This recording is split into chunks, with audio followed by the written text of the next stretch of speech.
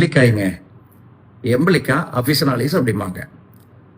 அதியமான் மன்னர் இருக்கார் இல்லையா, ஔவை பாட்டிக்கு இந்த நெல்லிக்கனியை பரிசா கொடுத்தார். எதற்கு கொடுத்திருப்பாரு?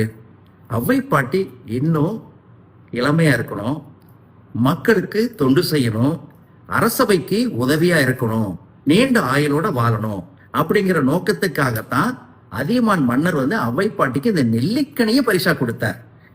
இது ஒரு காயகற்ப கனிங்க.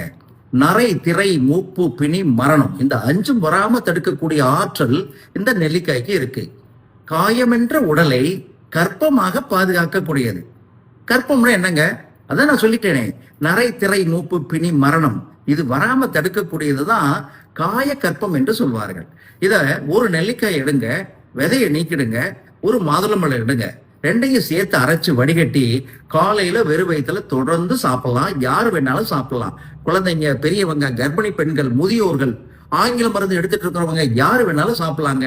இளமையா இருப்பீங்க, ஆரோக்கியமா இருப்பீங்க, நீண்ட ஆயுளோடு இருப்பீங்க. கண்டிப்பா பயனுள்ளதா இருக்கும். ஷேர் பண்ண மறந்துடாதீங்க.